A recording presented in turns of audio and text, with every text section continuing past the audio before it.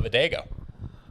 As of a day ago? That's right. Yo, congratulations. Thank you. I appreciate it. Okay, so now where you... Okay, I think I hit record right after you said it. Moved in with the girlfriend. Moved in with the girlfriend as of June 1st. So 2 days ago. Wow. Yeah.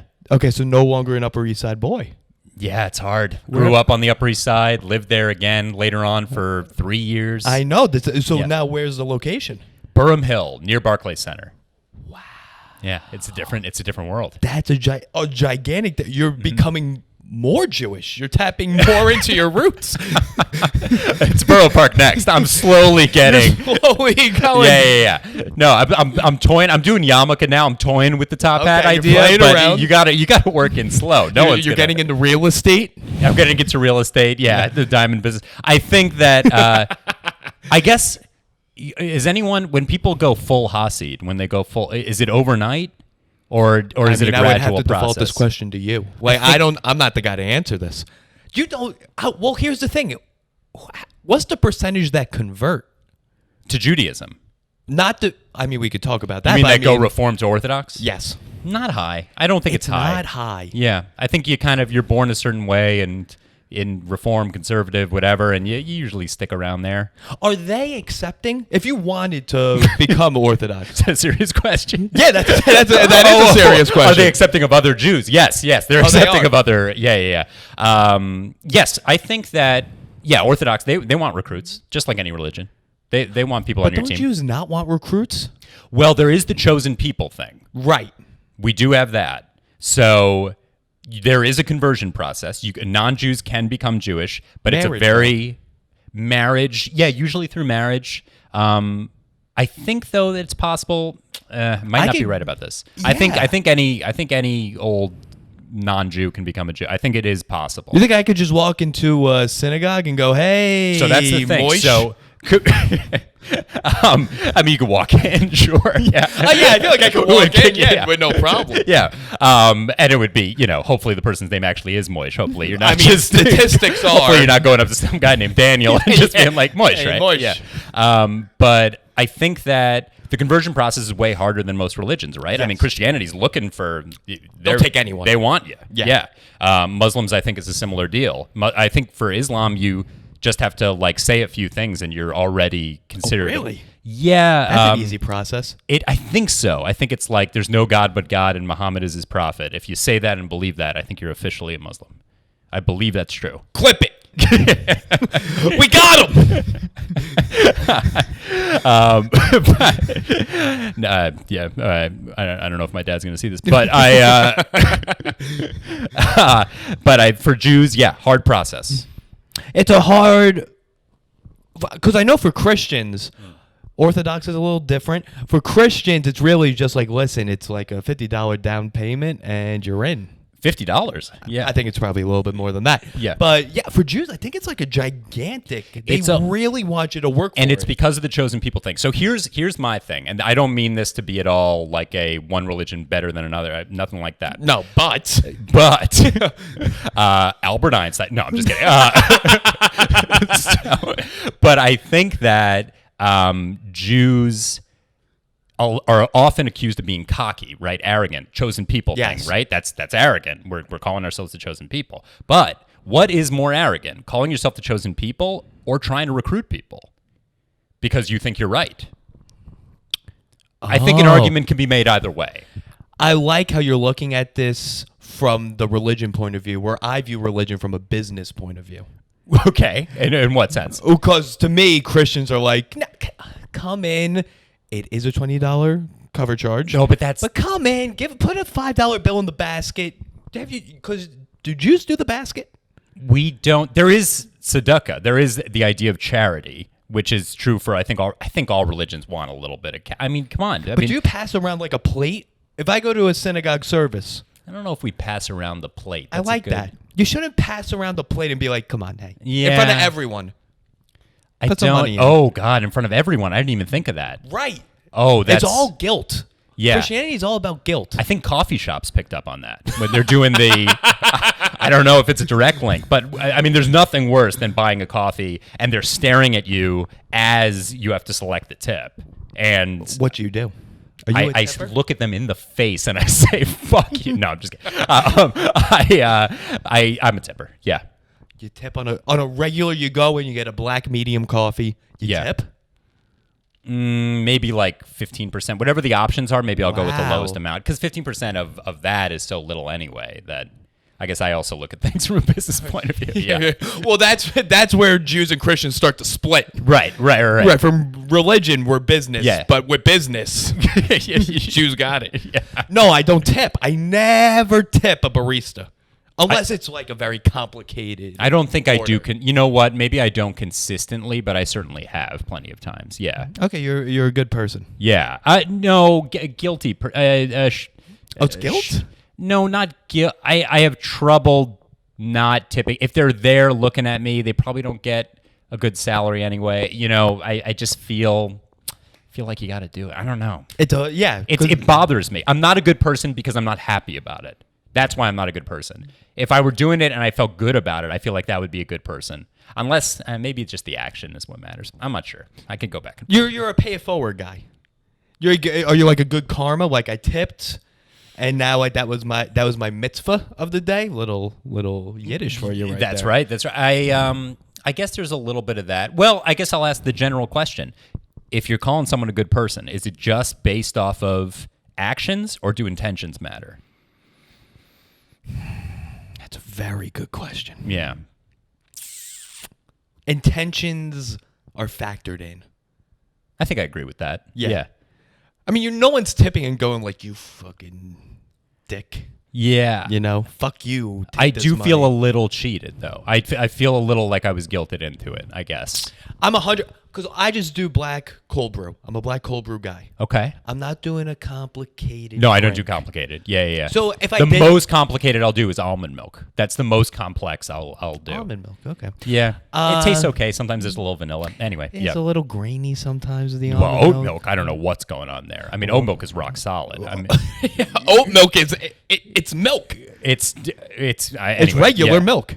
Is it? No, oat It's milk not. it gets No, I all know. like But it's- powdery or something. Oh, does it? Oat milk. I've tasted it. I think Bramante, your previous guest, always goes oat milk. And, Yes. and it Look looks at this, Mike. yeah. Look who's on the pod this week. He's You still want to beat me. talk shit? Yeah, I listened to. I didn't listen to that episode yet, but I did talk to Mike about the fact that he was asked back. So this is my second time on the Happy Hour. Yes. But I was asked back one after Mike Bramante. He had the second appearance before I did. And let's be honest, the only reason I asked Mike was because it was Memorial Day weekend. I didn't know who was going to be around, and I thought, Mike's going to be around.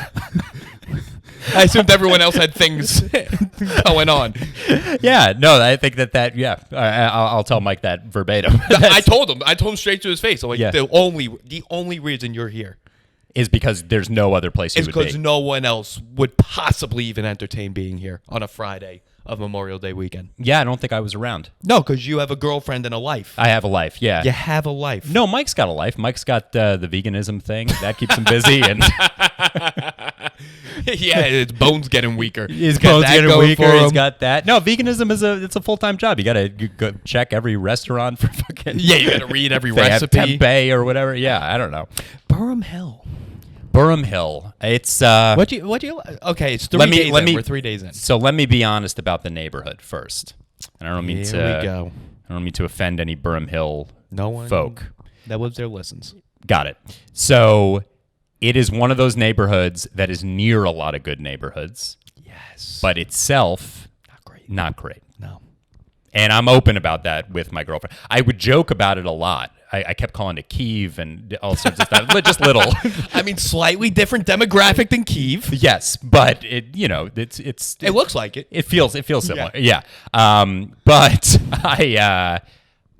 and then she one time I honestly said it and she's like, "Oh, I didn't know you were being serious about that." I'm like, "Look around. What are we What do you mean? The buildings are falling apart. For some reason my girlfriend sees it with rose-colored glass. She likes the neighborhood, and I just don't fully understand.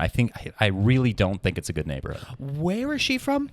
So she's from the Upper East Side. What the fuck? Yeah. So my girlfriend and I went to the same high school. We both grew up on the Upper East Side of Manhattan. We never dated in high. We were a couple years apart. Okay. Never dated in high school, but did know each other and did like have a bit of a thing, and then didn't talk to each other for a decade. A decade. Yeah. 10 years. 10 years. And then reconnected during the pandemic. Ooh, Yeah. dating app? No. You ready for this? I would love to hear. I was making a few comedy videos on Instagram. I watched them. She slid in my DMs. Ben!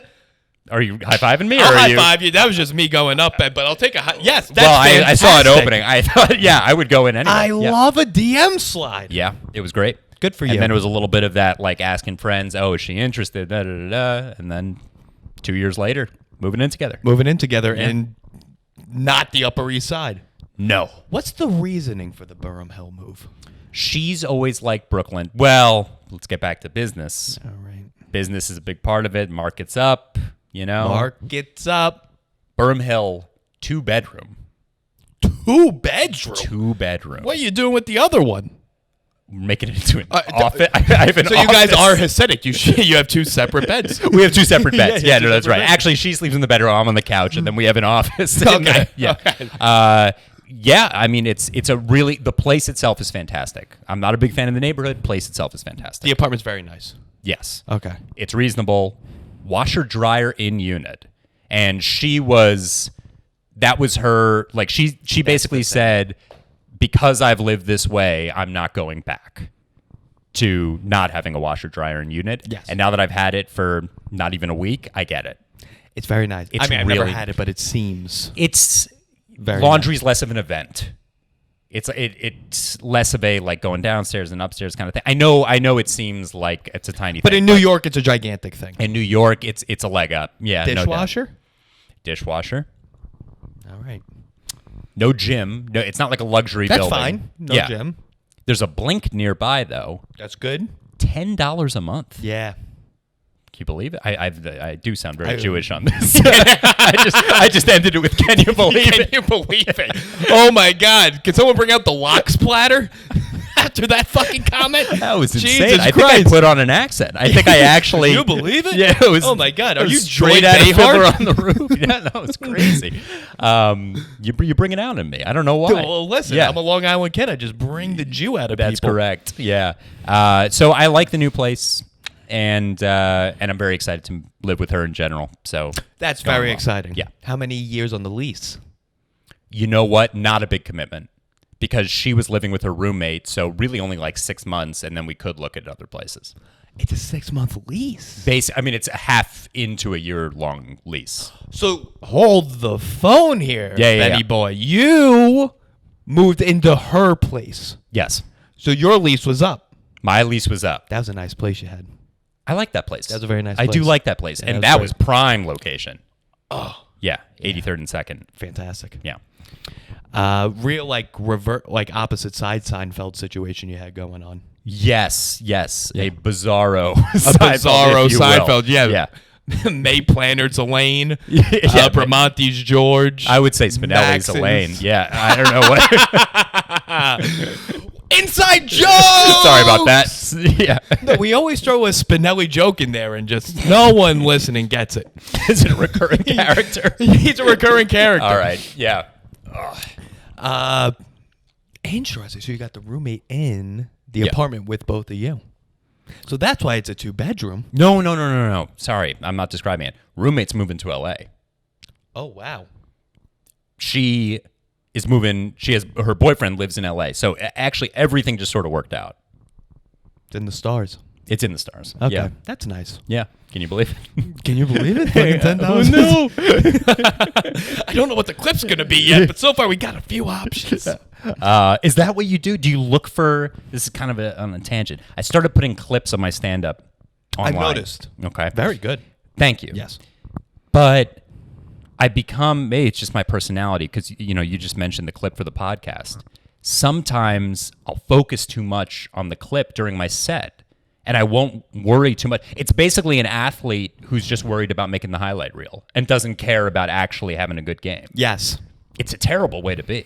I'm the exact same way. During the podcast, on stage, All you need TikTok. is a moment. All you need is the moment. The rest of it's bad in this generation of comedy. Right. The rest of the set doesn't matter. It's really bad. It's irrelevant. It's a bad. Are we talking inside baseball here, or it's? We might be. I don't know.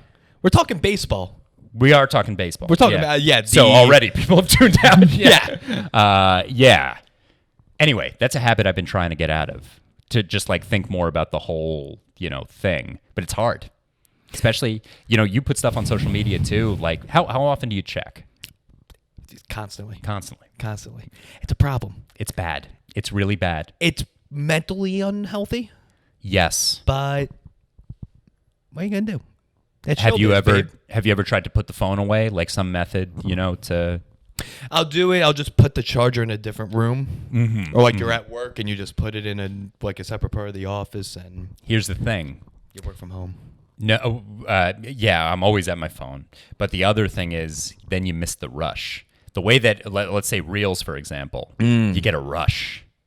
And if you miss that rush, you miss the rush. I'll be honest with you. Yeah. As long as I could see the number eventually, that's enough of a rush. Okay. That's a good enough rush for me. Nah, I'm just You sick. need to see the buildup? I don't know what I need. It's bad. It's bad. Hopefully, my hope is that the more I've started putting stuff online relatively recently, so I'm hoping that the more I do it, the more numb I would become to it. No, it just gets worse. And here's the problem with social meds. Yep. It's that you don't know what's gonna hit. The thing you think's gonna hit gets shit Random. completely. Yeah. So that's really what I'm watching for. It's like, this works. It's frustrating. It really very is. frustrating. So I've been posting mainly stand-up stuff, and when a bit that you've been working on, that you've been chiseling for a long, long time, you post it and it doesn't do particularly well, that hurts. That is a bad feeling. And it's almost, and then suddenly some stupid crowd work thing that you did off the cuff where it's just like, some guy moved his glass and you're like, whoa, glass mover over there, whatever. Yeah. That was pretty good. But I think whenever that, if that hits, that also feels like shit if that does well. Yes. At least frustrating. Yeah, that's why I'm doing a whole, yesterday. Yeah. We had a show, 2 hecklers. Yeah. And the show, I was like, you know what? We're going to go for clips here. That was a clip set. Yep. No material. Yep. 11 minutes of just trying to get a clip. And I'm so sick that my first thought, instead of consoling you and being like, hey, Rich, that's not a good thing, that's a bad thing, my first thought was, you got some clips out. Like, right. Did you get some? I got a couple. That's amazing. I know. I'm looking forward to it. I haven't posted any stand-up clips on the talk yet. You haven't posted any stand-up clips in general. Basically. Back in the day. Oh, back in the day. Pre-pandemic. Okay. Pre-pandemic, I did a couple. Yeah. All right, Burham Hill. Here's the topic I'm trying to get on with everyone recently. It started with Bramante, and I want to ask you. Okay. And this is an interesting topic for you, I think, because you grew up in the city. Okay. You grow up Upper East Side. You go to high school in the Bronx. Let me ask you a question, Ben. Yeah. Where do you vacation? Where do I vacation? Where did you vacation growing up? That's a good question. There's layers to it. First of all, I had terrible separation anxiety growing up from my parents. I'm an only child. So I had a lot of trouble. So anytime I would vacation, so the typical answer, if you asked a Jewish kid, Upper East Side, would be summer camp, would be sleepaway camp. Even Upper East Side kids do summer camp. Oh, yeah. I thought that was just a Pennsylvania, Long Island Massachusetts. tri-state thing. No, that's how all those people know each other. Like when they get to college and stuff. Yeah. They're just like, oh, my camp friend. Yeah. So I'm aware. So I was too afraid to go to camp. I did go to camp one time when I was 16. I left after a day, and that's all. Really? Oh, yeah. What camp? It wasn't even a camp. It was like a classes at Wesleyan University. Oh, wow. Good school. Yeah, well, anyone could get into the program. It wasn't like no, what happened was, just on a total tangent, I went with 2 friends. I was 16 years old. So this is ridiculous that you can't spend more than a night away from your parents. Yeah. And I went there. I got extremely homesick. I made it through one night, and I left the next day. I just couldn't do it, and my parents picked me up. And my friends are such good friends. This is Russell and Jake. They found in my room shortly after an empty vodka bottle, which was not mine. I have no idea why they found it. Russell and Jake then spread the rumor in the camp that this badass brought alcohol to Wesleyan, and he got kicked out. Yeah. Not that he ran home to mommy and daddy. So you had a good rep to people that never saw you Fast again. forward Oh, a couple months, I hook up with a girl, my camp friend. I hook up with because I had this reputation Bad boy. as the bad boy. Okay. Yeah. Well, did she know?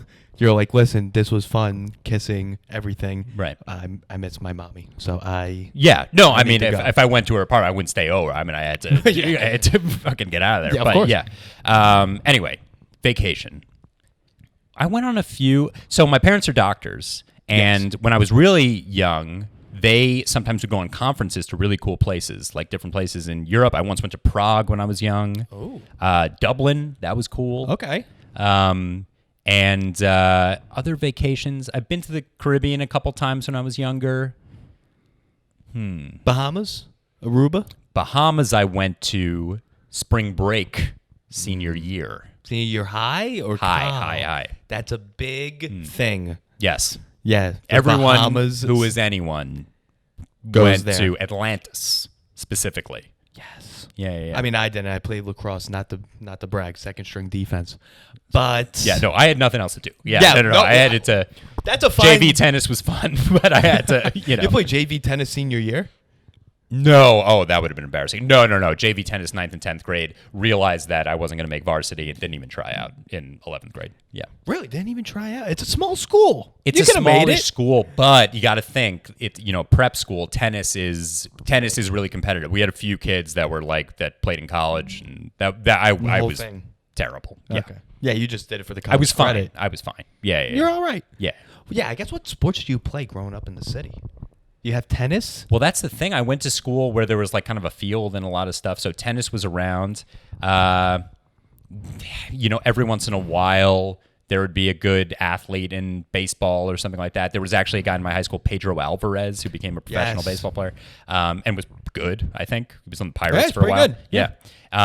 But for the most part, tennis, prep sports, Yeah, Yeah. Crew? No, not crew as Not much. crew. One girl was a squash player and got into Harvard on a squash scholarship. I don't understand what squash is. No, I is don't either. Is it paddleball? What is it? I thought it's more similar to racquetball. Isn't it a Racquetball, little that's more what I similar to racquetball? Yeah, but I don't know. Yeah. There's a lot of racket clubs in the city. Yes. Was that a thing growing up? Going to the racket club? Is that a thing? Because like Seinfeld always went to the racket club in the show. Is that your image of me? That I just lived Seinfeld as a growing up? That was... Yeah. That's about it. Yeah, Manhattan Jew. Yeah, that's about it. Right. Telling jokes.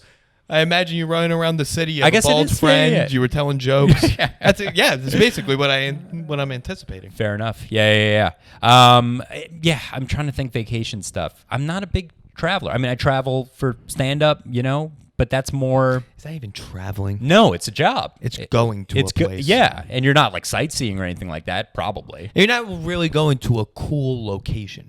No, not necessarily. I mean, maybe At eventually. this stage of our career. Yeah. You No, I know. was in Lincolnton, North Carolina. Lincolnton? Oh, yeah. I went to rent a car in Charlotte. It's about an hour outside Charlotte. I went to rent the car, and I was having a nice conversation with the lady who was renting it to me, and I told her that I was doing a show in Lincolnton, and she looked at me and said, "I've lived here my whole life. I have no idea what you're talking about." Really? Hour outside. And did you say, want to come to the show? I did. Yeah. Okay.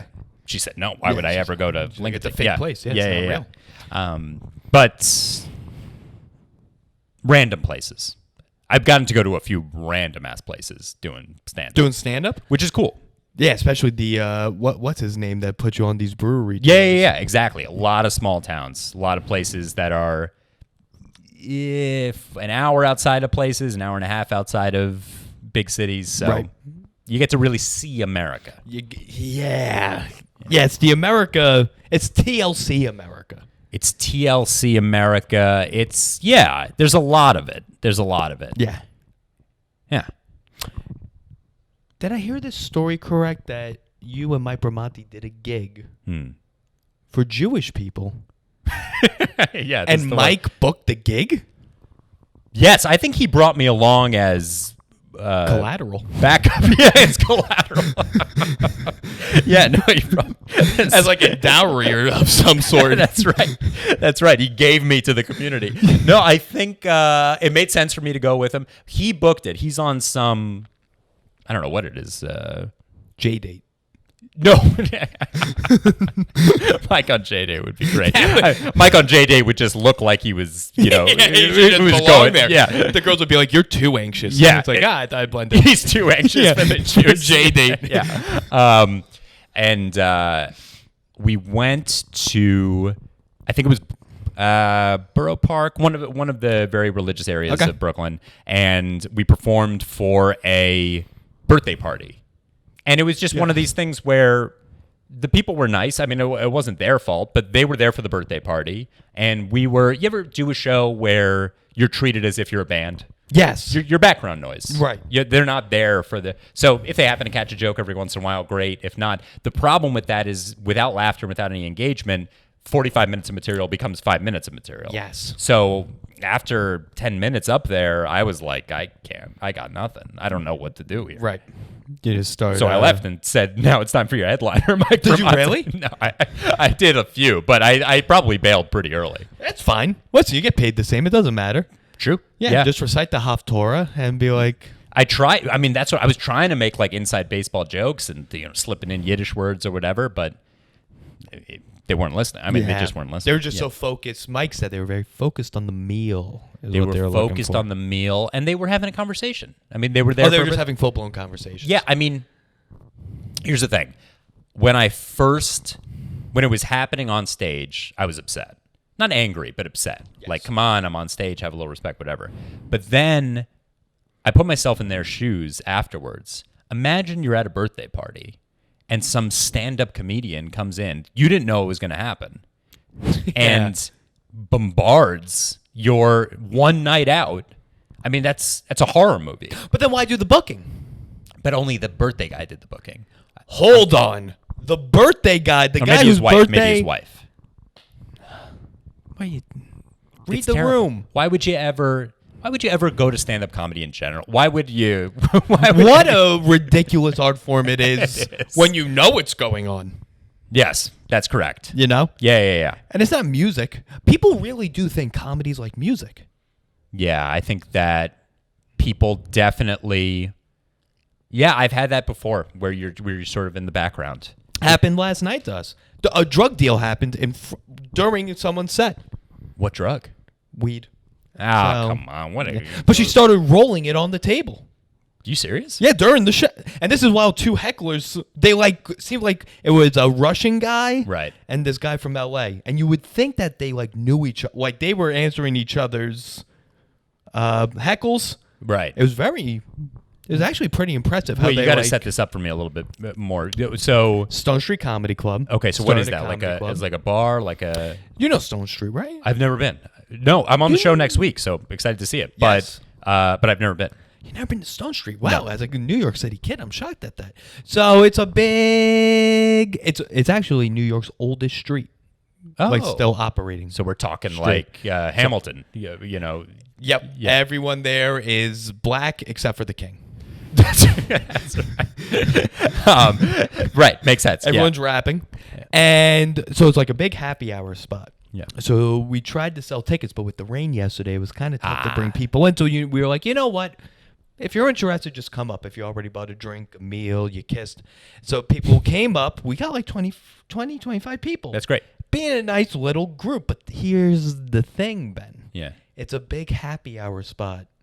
So the Russian and the LA guy were annihilated. Mm-hmm. It was 7:00. They had just met that night. This is not like they've never encountered each other. They didn't even encounter each other before the show started. They were the Russian was sitting before the LA They guy were able went to up. eye each other, make a deal. So here's where I think the problem started. Okay. Tobin Miller hosted the show. Friend of the Great. pod, Tobin Love Miller. Tobin. We all know Tobin. Yeah. He's going through a whole thing. He's doing like fake tattoos. He's trying to see how like they would look as real. He's like, I'm in the market for tattoos. Oh, he's doing a bit. But I don't have confidence, so I'm putting fake tattoos on me. Oh, okay. That's funny. I was like, that's funny. He's like, no, like I'm actually. I'm actually considering. I was like, oh, that. Oh, I thought you meant he was saying that on stage. No, he physically has. If you see Tobin Miller soon, He's got like a child. yeah, but Okay, they're like they look real. Oh, okay. Yeah. Yeah, it's a whole thing. Interesting. Yeah. What he did was, he just got on stage and he allowed them to do a whistle off. Okay. Whoever had the loudest whistle probably I've never seen shouldn't do that. Okay. In yeah. hindsight, we Gets them learned that. too involved. Eh. Yeah. So they were just heckling for the rest of the time. Man, what are you gonna do? What are you gonna do? Clips. You got him. You got the. I mean, yeah. Can you give me a teaser about what the clip was? Yeah, like one of them, it's a girl. She has like all these tattoos. And I was Right. like, oh, what's that one? She's like, oh, it's a perfume bottle. It's my grandmother's favorite perfume. And I said, oh, is it Scratch and Sniff? People were like, and I was like, That's a great clip. It's a good That's clip. gold. It's gold, Jerry. Gold. For a reel? All right, you ready? 7,000 views, 245 likes. I'm calling my shot. That's what I think. 7,000 views, I think, is realistic. 245 likes is a bit much, I think. No, I'm I averaging. Dude, reels. I can't I mean, figure out Scratch and reels. Sniff. Come on, Scratch and Sniff is great. I'm even gonna add in because I keep doing some Right. bits and it's not working out. I go Scratch and Sniff, huh?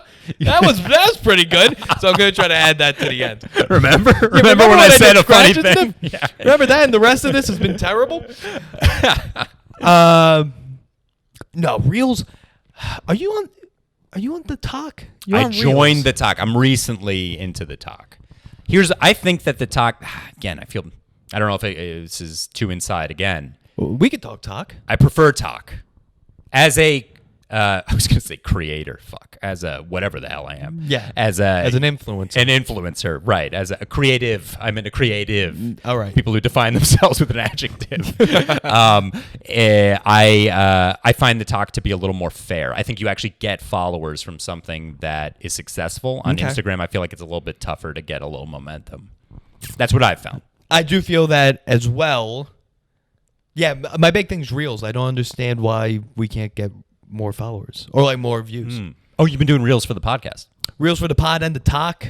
The TikTok never works for the podcast. Interesting. I don't know what's going on with that, but I do a headline above my head and I tell a joke and it gets a 300,000 views. Oh, that's great. Yeah, I don't understand. Yeah. But then on reels it gets nothing. I don't know. There's no rhyme or reason to any of this. I mean, that's No. the thing. You know, you and then you analyze it like crazy. You know, I said I didn't, bleep out a fuck. Maybe that was what it was. Yeah.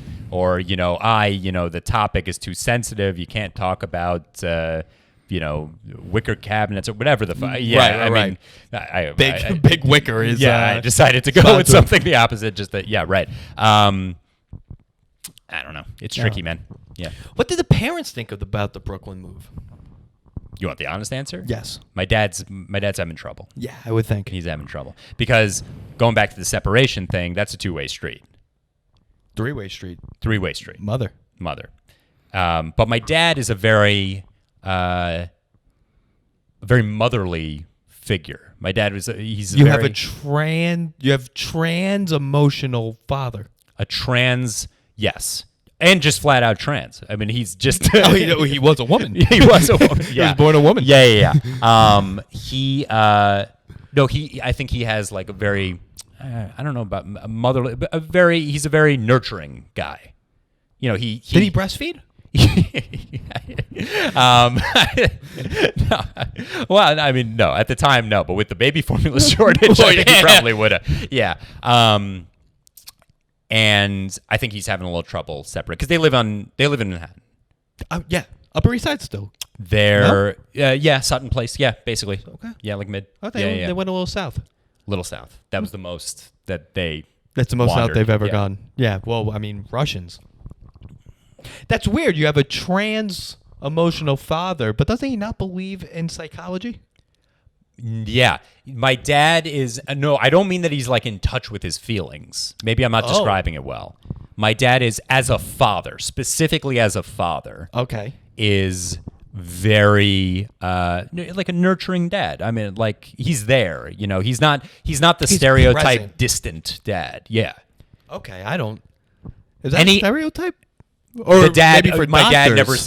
dad never said I loved me, like that kind of thing. I had the opposite. My dad is like constantly just like, very, very loving. He's present. Yes. Okay. And I think he's having a little trouble with the transition. Yeah. With with his transition or your transition? No, his transition he was fine. He was very more comfortable than in his fine. own shoes. Yeah. Okay. Very interesting. How far is it? Half hour. Not far. It's not far at all. It's not far. But it's the furthest you've ever been. No, college, not true. College in Washington, D.C., and 4 years in Chicago. After. Oh, wow. Yeah, that's true. Yeah. I didn't think of that. I've never been homesick, so I don't understand. When does that end? You never were homesick. You always hear about the homesick growing up. Do you have siblings? Yes. Could play a part in it. Does that play a part in it? I've talked to only children.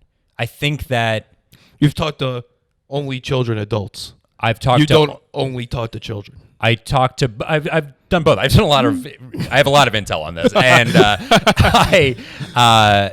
I've talked to only children, adults, and I think that when you have only 3 in the family, it's a very tight unit and it's a little hard to break it up. That's interesting. Yeah. I don't know. Everyone talks about the homesick. 5th grade, we went to some trip upstate for school. I had a trip to in 5th grade, got out of that. But yeah. You got out of it? Oh, I got out of it. Yeah, a prescription for homesick? I don't know. I made up some excuse. Some relative died. Something. Yeah. My dad's trans. Yeah. At the time, yeah. At the time, yeah. They almost kicked you out. At the time. I'm trying to think of the name of the place. Someplace upstate. Someplace upstate. I was going to say right. Killington, but that's in Vermont. Yeah. Greenkill. Okay. If that does anything. And I was like, this is it. You feel homesick, or it's going to be a miserable week. And no, it was actually a fantastic time. Yeah. I would get so nervous in the weeks leading up to it. Really? Not just when I was there. When I was there, it was bad. But like, there was one trip in 8th grade to a place called Dorr.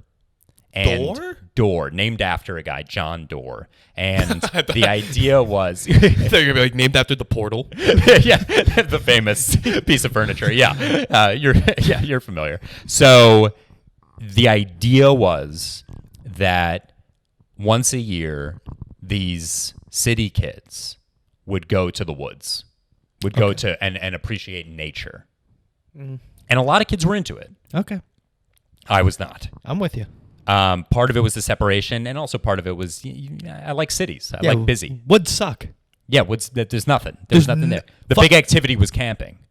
And camping's not an activity. It's just the status of living. It's a status, and a poor one at that. It's the worst. It's terrible. We evolved to not camp. That's correct. Yes. I don't understand camping. No, I mean, bugs and outdoor stuff. Yeah. You think Thomas Edison worked his ass off for us to camp? No, I think. Don't get me started on camping. I thought you were going to say, don't get me started on Thomas Edison. Well, huge anti-Semite, actually. Oh, was he really? Oh, yeah. I can't believe you brought up Edison. I can't believe I didn't know this whole history. I won't bring up Walt Disney then. No, Edison, best friends with Henry Ford, even bigger anti-Semite. I knew he was an anti-Semite. Yeah. They were friends? Most great figures in history were either Jews or anti-Semites. There's not much. There's not, the Venn diagram. Or both. Both? Self-hating Jews? Oh, sure. Who? Plenty. A self-hating Jew? What? Hitler? But Hitler wasn't Jewish. Wasn't that the rumor? There are a lot of rumors about Hitler. Yeah. The micro penis and all this stuff. But I feel like people just make up stuff. Just it's fun. Yeah. It's fun. Talking about Hitler's micropenis is fun. I think it is. I do. I won't disagree with you. Yeah. So camping is terrible. We would go to this place called Dorr, and I would spend. So it was a week trip, and I went into like a clinical depression for Dorr. No, before in the before Dorr. No, you know what actually happened? I was very anxious leading up to Dorr. The night before, I saw School of Rock in theaters. And I know that that's a good movie 2004. Yes. And I know that that's a good film because I was actually a little distracted. I was at my most miserable and I still liked it. So that's, it's a good movie. Good movie. Anyway, go to Door. It's terrible, but I make it. Where's Door? Where is Door? Somewhere in Connecticut, somewhere in the middle of Ascot. I gross. mean, it's really just, And I get back and I go into a awful depression. Back in the city. I think it might have been one of those things where it's like, what else is there? I conquered Door. There's no more adventures. There's no more. It's done. There's no more higher mountain. It's what, as anxious as I was about it, it was what I was like living for. You peaked in 8th grade. I peaked, yeah. But then when did you get over homesick? College? College. Wow. College. First few weeks were awful. That's insane. Yeah. No, it was really bad. That's a crazy thing. Yeah. 18 years old. Yeah. Mm-hmm. But then why'd you pick Georgetown? Because I knew I had to get over it. The two schools that I got into that were the best were NYU and Georgetown.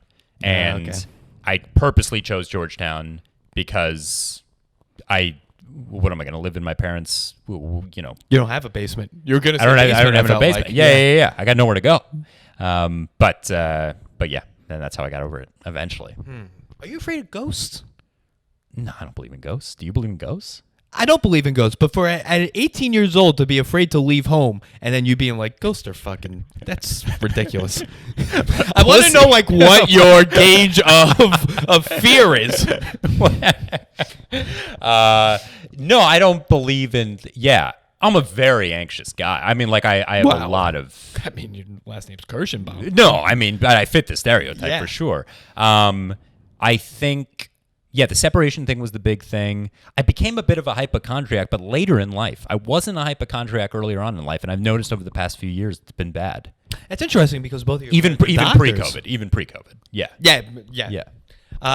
Both of your parents being doctors, and with your anxiety already, I would anticipate you to be an extreme hypochondriac. It's happened. I grew into it. I blossomed. You blossomed into your further anxiety. That's right. And I don't know if I talked about this the first time that I was on the podcast, but my parents are both doctors, but they're very, very different in terms of their approach to medicine. When I was growing up, my mom would throw medicine at me. Like the second I got a slight headache, she'd give me Tylenol. Yes. That was always. My dad is when they take the Hippocratic Oath or whatever oath it is, and that says do no harm, my dad takes that very seriously. My dad will do nothing unless absolutely necessary. Okay. And even then, probably not. Right.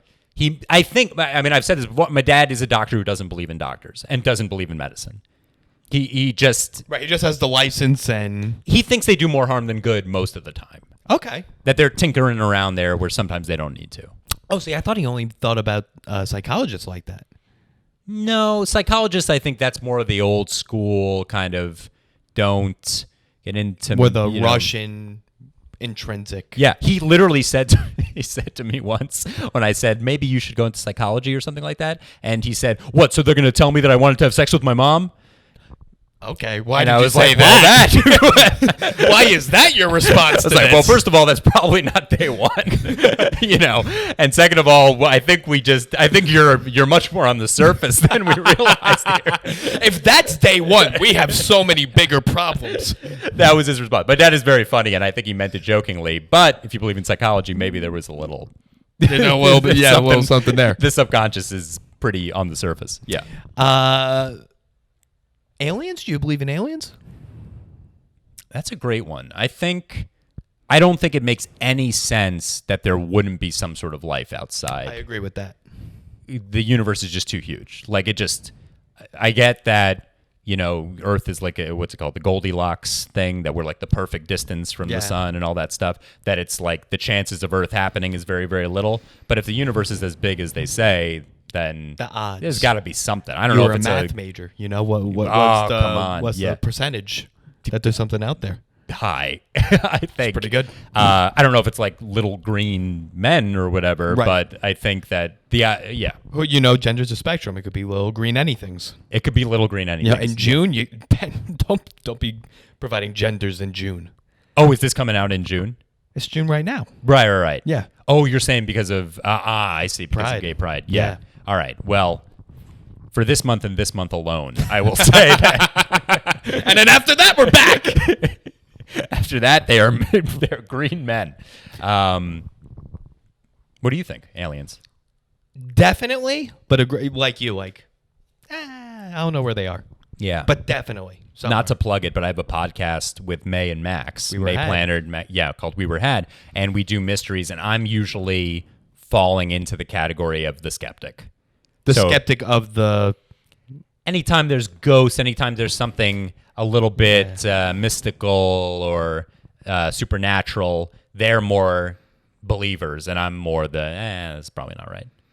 Yeah, well, you're the only man on the podcast, so. I don't know about that. May's got a like more butch attitude. Yeah, yeah, May can lift a little bit. Yeah. Would you, let me ask you a question, because May, so I don't know, May didn't say this on the podcast, so right. She bought a place. May bought a place not far from me. Yes, right by you. Yeah. And you know the situation with the apartment. It's gutted. I mean, it's like nothing, right? Well, do you know why? I don't think I do. Ooh, this is going to be fun for you to see Please. your reaction. So it's gutted because the last tenant or last owner died, jazz musician, but died during COVID, was there for 2 weeks. No one knew. Was there for 2 weeks? Body, dead, bloated, 2 weeks. Musician, too, was probably Jazz, playing. Hasn't been playing in 2 weeks. I know. People probably one heard noticed. the gas leaving his body. They're probably just so happy that there's been music playing for 2 weeks. They're like, yeah, he sounds a little off, you know, but at least the trumpet's still but going. it's improv. He's improvising. Yeah. So here's my question. Could you Ghosts? live there? Yeah. You bought it knowing that a man died and his body was left there for 2 weeks. Well, people have died in every place unless it's brand new, right? No? I don't think... You think someone died in this building? In this building? No, this building's lovely. Yeah, it's relatively... It's a newer building. I think that... You know what? Maybe I'm exaggerating my... You're right. If I actually were in the situation, being an anxious guy in general, I probably would get a little creeped out. Yeah. I'd be a little creeped out. I'd be a little creeped out. Okay. Yeah. I'm trying to get your gauge on like what's creepy, what's not. What are you afraid of? What are you not? I think I'm just like anyone else, I've got the very rational side of me where I know something is right and logical, and then I've just got this anxious side of me where all that goes out the window. I'm trying to really tap into that, though. I'm trying to tap into your unreasonably anxious side. Well, I'll tell you this. So, at the beginning of COVID in March 2020, I was supposed to do a couple shows in Wisconsin with Bramante, and it was, I want to say like March 10th or something like that. So before everything closed down. And the night before, I had drank a good amount. I get on the flight. Very unlike you. I'm not a big drinker, but I drank a good amount. And I went, it was a morning flight, and on the flight, I don't feel well. And I seem to have forgotten that I probably was having a hangover, and I'm convinced that I have COVID. I'm 100%. In my mind, I'm convinced I have it. We land at O'Hare to drive up. Yep. And I say to Mike, we got to go get a thermometer, just to check. I have the thermometer. I don't have a temperature. I'm still convinced that I have COVID. Gotcha. Fly back immediately. No. We kept hearing rumors, too, like, de Blasio's going to shut down the city or whatever. Yeah. Very anxious time. The bridges and the tunnels. The point is that it's completely, insanely irrational, even at a time when no one knew what COVID was really and didn't know the rules, and everyone was, talking about don't touch things or whatever. And I get on the plane back, and on that plane, I feel my throat closing up. Oh, boy. And I text Mike, or I go up to him, and I'm like, I'm going to tell this flight attendant to bring the plane down. I'm going to tell her that we need to land. Don't do that. And luckily, I had a few anti-anxiety medication, and I knocked myself out, basically, was the solution. That's just a little preview into how anxious I can possibly be. And COVID, I wasn't too bad, in terms of nervousness about COVID, but that was definitely a recipe to exacerbate anything that's already there. Yeah, that's fucking insane. Yeah. No, it was crazy. I mean, I was acting like an insane person. Yeah. You just landed. You were like, I need a thermometer. You got one. I'm Didn't trying believe to it. 2 hours. What was 98.6. it? What's up? This was in what, 2 hours, 3 hours? Yeah. Cost a lot of money. That's a lot of money. Yep. Okay. Nice plane. Who'd you fly? Delta. Yep. I could do 2 Delta flights back to back. Oh.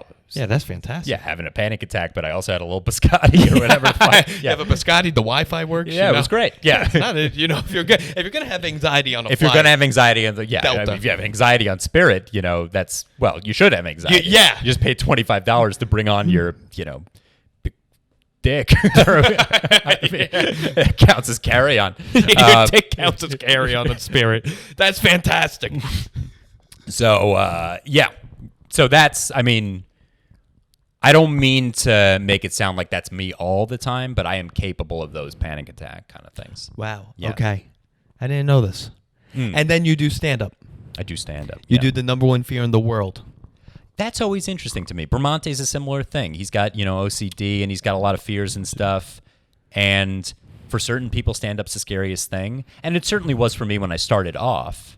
But, after a few reps, you just kind of, it doesn't become quite as scary. Yeah.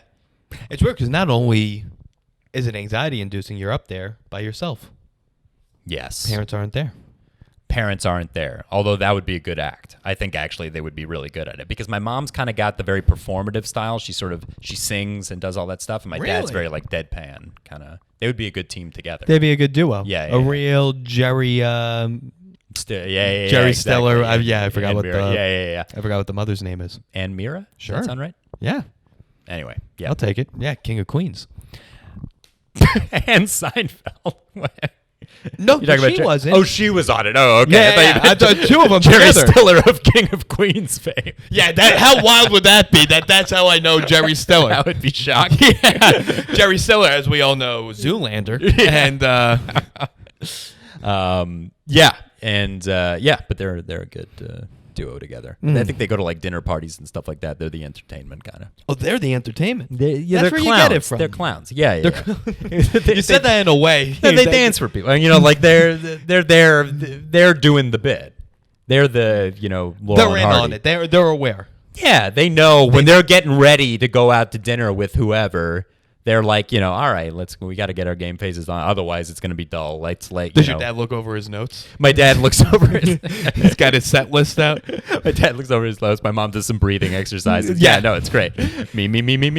Yeah. She's doing the, what does Seinfeld do with he does like the taps.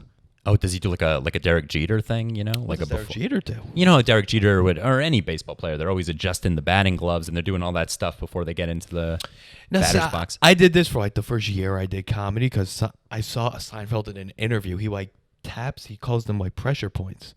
He does like 10 and then 10 and then 10 and then 10. Yeah. And he does like 5 times.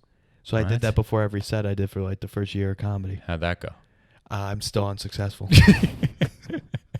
I don't understand. Yeah, well, what he said was if you do it, then the TikTok algorithm picks up on you. That's right. Yeah. And this was in 1972. It's unbelievable. It's unbelievable. Yeah. The foresight he had into the industry. Well, he's influential. Yeah. Wow. Thomas Edison was an anti-Semite? Thomas Edison was a big-time anti-Semite. Yeah. How did they and all- racist. Yeah. Well, I don't think someone goes, Jews can't stand them. But black people, Yeah. not bad. Usually not. It's all or nothing. Yeah, you're an all or nothing guy. Go big or go home. Huge anti-Semite. Also, genius. No doubt about it. Yeah. We got to give him that. But what's so interesting to me, I read a book about him, and then I also read a book about Tesla, who was kind of one of his main competitors. And also, brilliant guy. Died a virgin. Tesla. That sounds right. He was also obsessed with pigeons, and I think fell in love with a pigeon towards the end of his life. Some other weird stuff going on there. Yeah.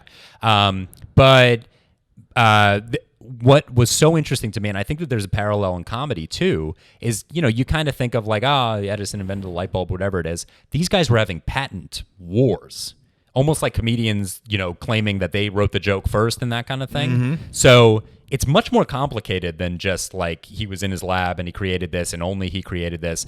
Everyone was creating things that were kind of similar and then fighting over who gets the credit for it and the money. Very interesting. Well, that's the whole debate. By the way, Ben's a history expert.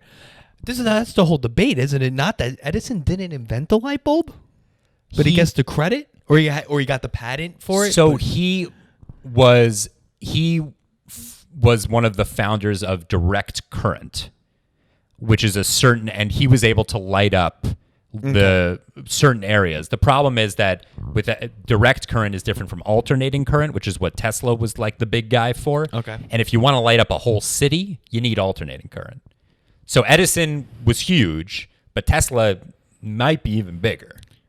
I mean, he's got the cars. He's got the cars now. Now he's getting the love he deserves. But Edison discovered GE. Correct me if I'm gay. You're flaming for saying that. But I think that Edison General Electric. Yeah. He was an amazing businessman and an amazing promoter in addition to being a scientific, technological genius. Yeah, that's crazy to me. Yeah. But the only reason why I mentioned it is because like you think that science is immune to the competitive nature and the I did it first nature. No. It might be even worse than the arts when it comes to that stuff. Yeah. I mean, I remember when I used to work at MSK at Sloan Kettering. Yeah. That was like a big thing. And then you like see other people's research that they publish that's similar to yours, and you'd be like, that's fucking stupid. Why'd you do that? Yeah. And you just like rip apart, and then you'd like write a paper making fun of their paper. Yeah. And I'm like, isn't this like high school? Exactly. This is just scientific high school. My dad had a mentor when he was in medical school, a guy named Dr. Och, who was apparently this character in general, and he said that he would refuse to go to lectures. And my dad asked why, and he said because 95% of it is garbage and 5% I'm jealous.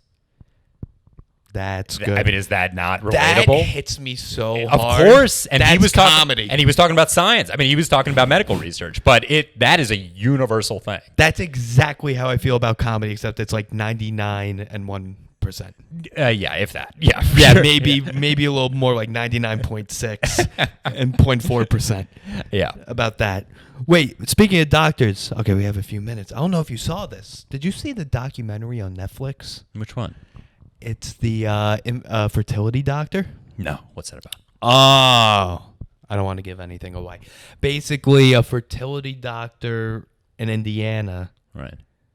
He was in charge, not in charge, but like he did a lot of artificial inseminations. And he told them it was using a certain specimen. Yes.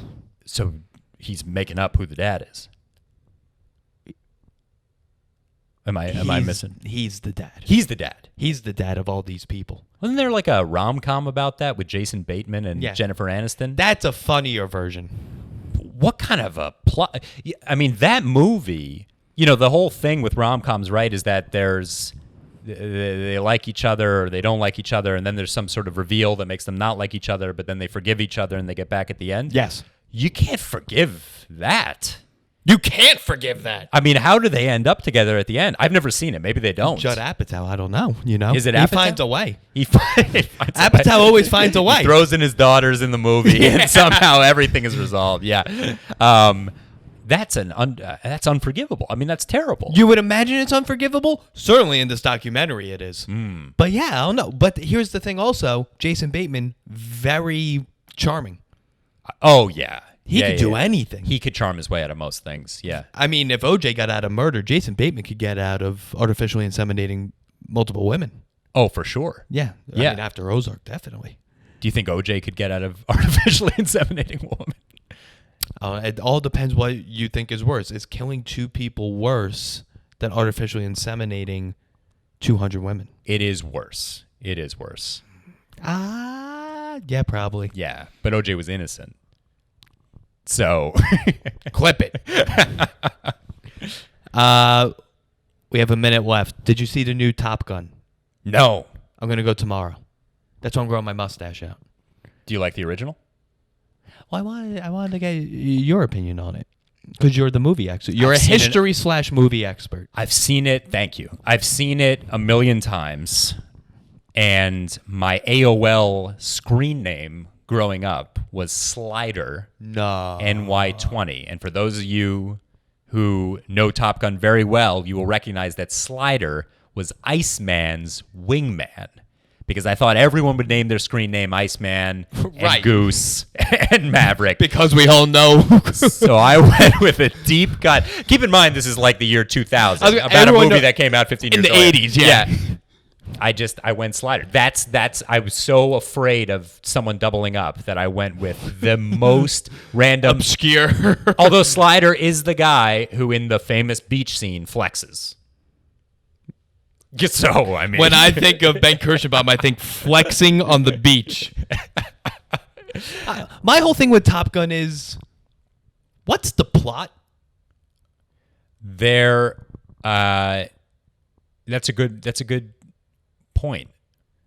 Like, I don't really. Yeah, they're fighting. I don't really even know who they're fighting at the end of it. They like. I think make someone it a point said to make like we're not. We're fighting the enemy. You're like, yeah, right. Like, who? Like, who are we fighting? I think I once read a thing that America at the time was having some conflict with Libya, and maybe part of it was like that the assumption was that it involved Libya, but I don't know. Cold War's going on. It could be anything. Flying over Libya? Yeah, that's the big twist at the end. He's just killing Libyans. Yeah, we're just killing Libyans? I don't know about that. Other thing with that movie, casting Kelly McGillis, I believe that's her name, as the lead, and Meg Ryan as the, not a lot of foresight there. I know. Bad call. But terrible call. Well, Yeah. I mean, now Meg Ryan, back then Meg Ryan, but now Meg Ryan, they didn't predict that Meg Ryan a few years later would be When Harry Met Megastar. Sally and all that stuff. Sleepless in Seattle. Well, Miles Teller is supposed to play her and Goose's son, I believe. Or Matt, yeah. Oh, okay. I think Right, that's- because Goose has a kid. That's right. I think that's the whole thing. And then Miles, I don't know. You're seeing it in theaters, I assume. Yeah, tomorrow. That's probably worth it. Yeah. Yeah. Tom Cruise, man. Looks good. Him. Did you see that meme of Tom Cruise during then and Tom Cruise now, and then whatever her name is? McGillis. Yeah, McGillis then and McGillis now. Yeah. Oh my God. I felt that way when I was watching, I think it was the most recent Mission Impossible, when he's in a scene with Baldwin, and you're like, these guys are the same age. Yeah. I know. God, Scientology keeps you young. Oh, God. Him, Smith, Yep. Will Smith, Travolta looks he's not all great. right. Yeah. Yeah.